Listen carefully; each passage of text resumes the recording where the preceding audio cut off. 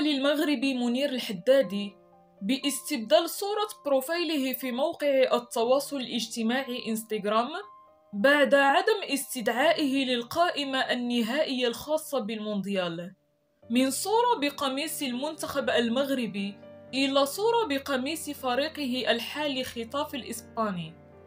وجاء هذا الفعل الصبياني من منير الحدادي كرد على الناخب الوطني وليد الركراكي الذي قرر الاستغناء عن خدمات اللاعب الذي طالب عدد من الجماهير المغربية بعدم استدعائه.